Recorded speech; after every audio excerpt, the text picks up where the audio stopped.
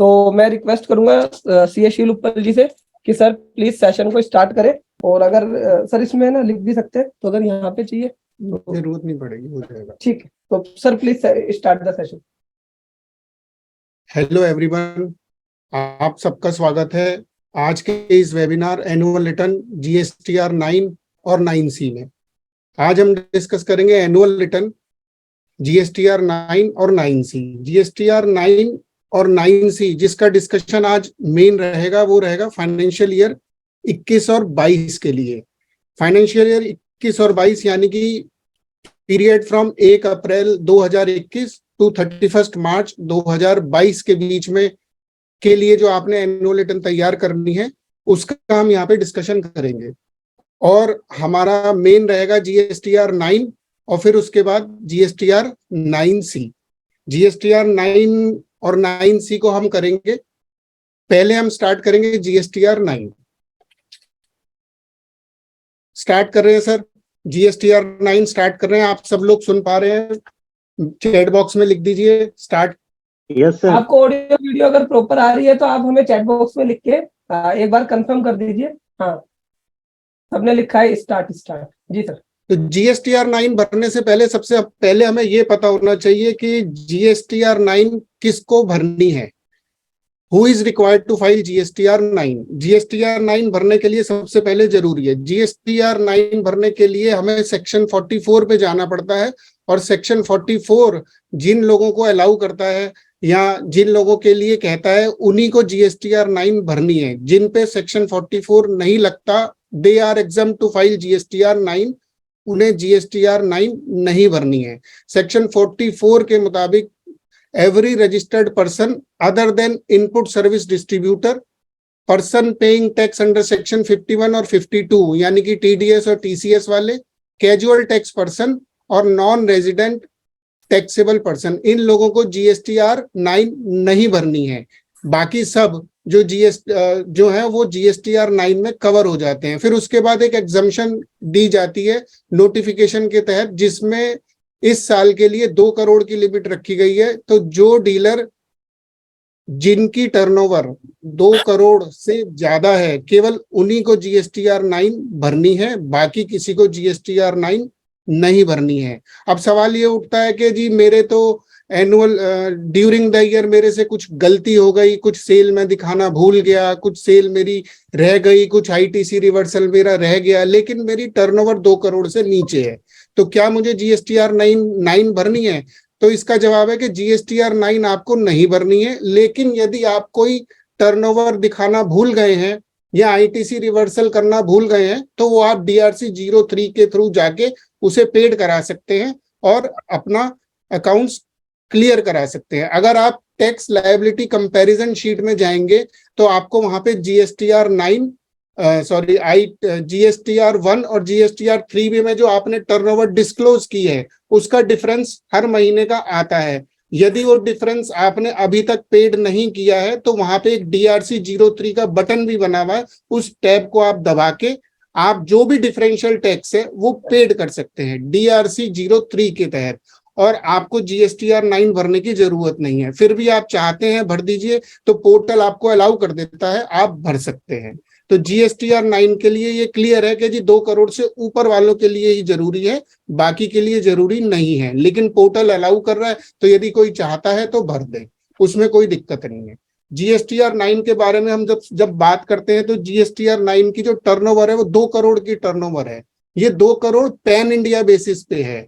इसमें हम देखते हैं कि जी कोई डीलर जिसके पास 3 स्टेट में या 4 स्टेट में, मल्टीपल स्टेट में उसके जीएसटीएन नंबर हैं, या एक ही स्टेट में उसके पास 3 नंबर हैं, तो उस केस में वो अपनी टर्नओवर किस तरह देखेगा? क्या पर जीएसटीएन नंबर देखेगा या कंसोलिडेटेड पैन इंडिया बेसिस पे देखेगा?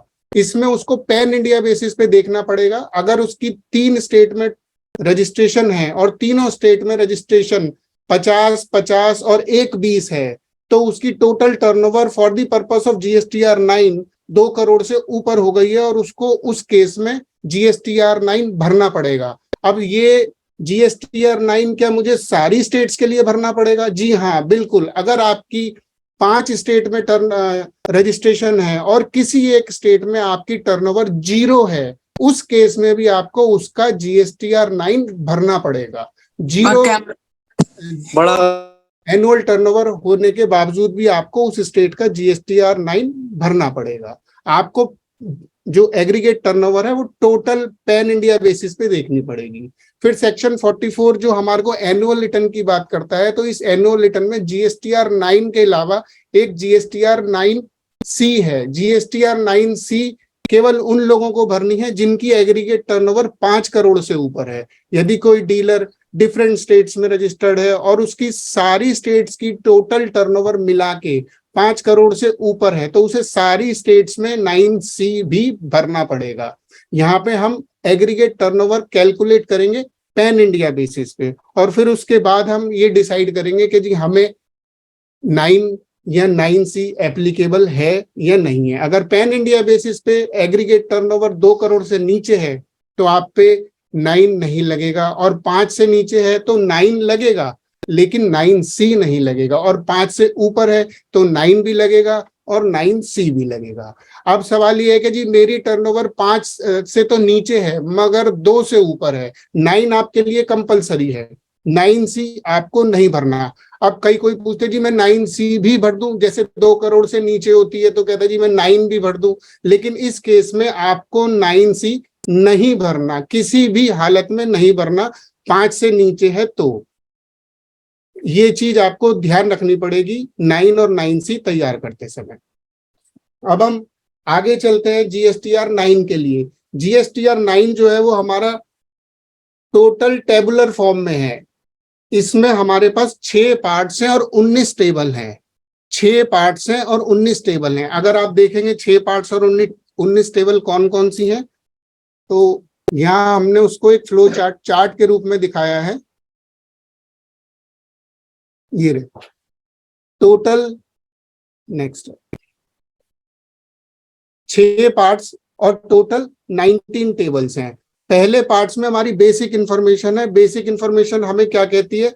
बेसिक इंफॉर्मेशन में केवल टेबल 1 से लेके 3 तक टेबल हैं और उसमें GST नंबर, डीलर का नाम, डीलर का फाइनेंशियल ईयर एक्सेट्रा। फिर सेकंड पार्ट शुरू होता है। सेकंड पार्ट में टेबल 4 और 5 आती है। टेबल 4 और 5 क्या है? टेबल 4 और 5 केवल आउटवर्ड सप्लाई और टैक्स पेबल के बारे में बात करती है। जब हम टेबल 4 की बात करते हैं तो टेबल 4 में हमें केवल और केवल टैक्सेबल सप्लाई के बारे में बात करनी है। टैक्सेबल सप्लाई कौन सी? वो फाइनेंशियल ईयर 21-22 की वो टैक्सेबल सप्लाई जिसको आपने फाइनेंशियल ईयर 21-22 में ही डिस्क्लोज कर दिया है, 3B में भी और 1 में भी, उसे आप टेबल 4 में दिखाएंगे।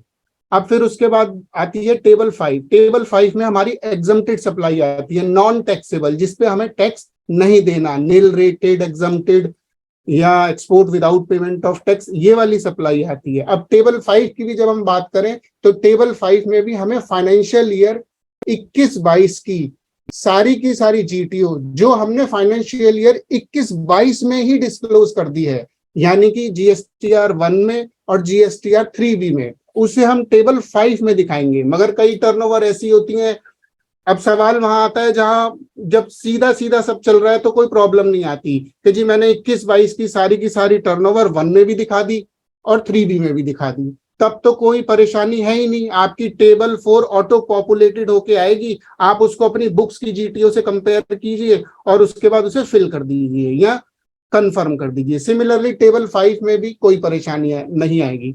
परेशानी आती है जब आप कोई टर्नओवर दिखाना भूल जाते हैं कि जी मैंने 1 में दिखा दी, 3B में नहीं दिखाई, या 3B में दिखा दी, 1 में नहीं दिखाई, तो और वो मैंने नेक्स्ट ईयर में स्पेसिफाइड डेट से पहले दिखा दी। दूसरी ऑप्शन आती है कि जी नहीं दिखाई। दोनों ही केस में हम क्या करेंगे?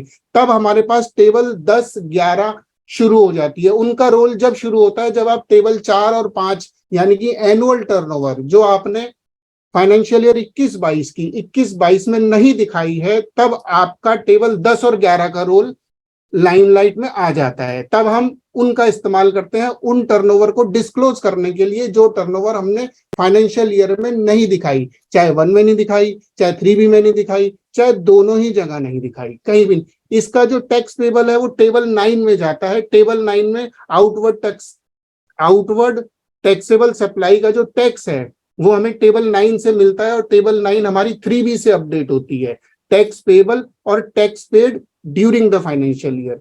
फिर हमारा आ जाता है पार्ट 3। पार्ट 3 में हमारे पास ITC है, input tax credit.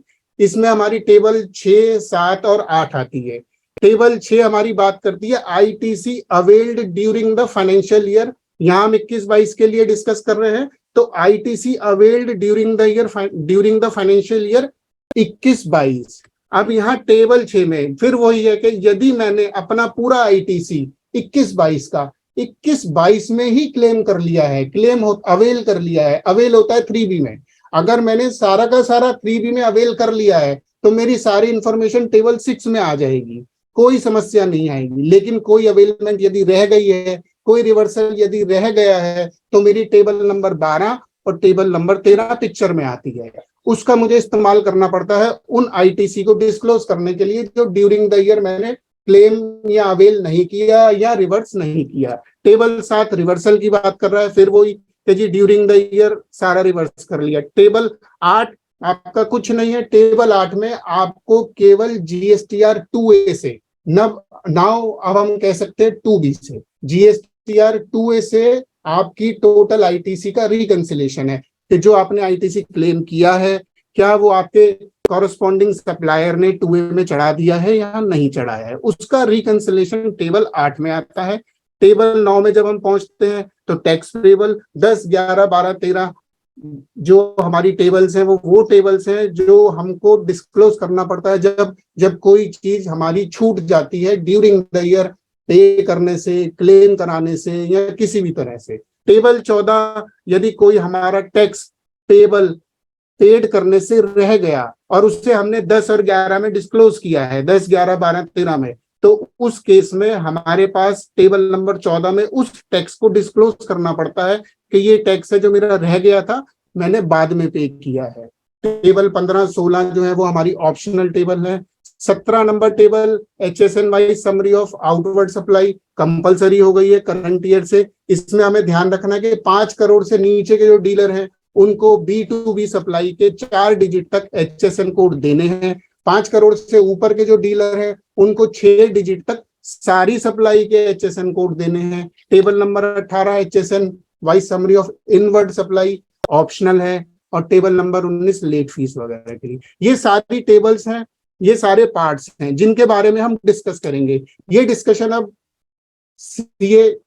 FCA Kapil Jain ji आगे लेके चलेंगे और एक एक टेबल को, एक एक पॉइंट को वो समझाएंगे कहाँ पे क्या दिक्कत रह गई है, रह जाती है तो हम उसे कैसे सॉर्ट आउट करें, और उनको प्रैक्टिकल एग्जांपल जो हमारी एनुअल रिटर्न जो हमने एक बुक बनाई है उसमें दिए हैं उसको आधार बना के चलेंगे और एक एक चीज आपको समझाएंगे।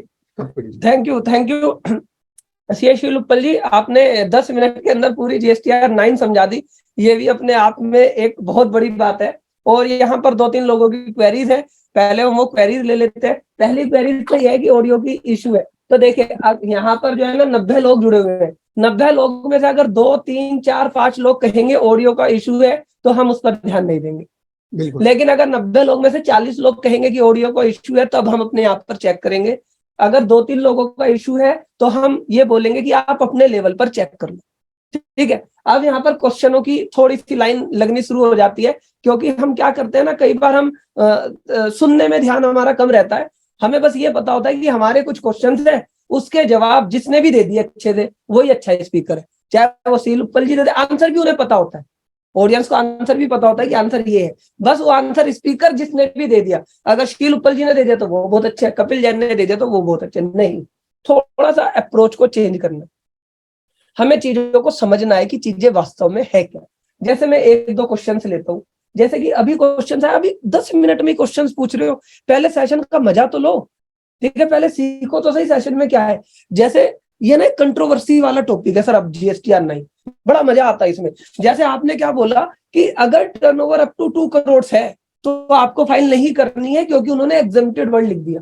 अब एक क्वेश्चन आ गया इसी में कि सर 2 करोड़ से कम टर्नओवर वाले जिन्होंने GSTR 1 में रिटर्न नहीं बताई या गलत दिखा दी, वो क्या करे। देखो लो ने क्या लिखा कि अप टू 2 करोड़ एग्जम्प्ट है, लेकिन जीएसटी में लो को तो कोई मानता ही नहीं। लो अलग चलता है, पोर्टल अलग चलता है, प्रोफेशनल अलग चलता है, डिपार्टमेंट अलग चलता है, क्लाइंट अलग चलता है। तो अब मैं क्या करता हूं इसमें, अब मैं जो आपको सॉल्यूशन बता रहा हूं ये कहीं लिखा हुआ नहीं है सॉल्यूशन। मैं तो ये करता हूं कि अगर अप टू 2 करोड़ वाली है उसकी जीएसटीआर 9 फाइल नहीं करता, लेकिन क्लाइंट को बता देता हूं कि भाई तुम्हारे अकाउंटेंट ने, तुम्हारे प्रोफेशनल्स ने या तुम्हारी वजह से जीएसटीआर 1 या 3 भी गलत गई है, और अगर आप 9 भरवाना चाहते हो, अगर आप जीएसटीआर 9 भरवाना चाहते हो तो मैं भर दूंगा, लेकिन जीएसटीआर 9 मेरे पैकेज में इंक्लूड नहीं है। 10,000 रुपए उसका चार्जेबल है।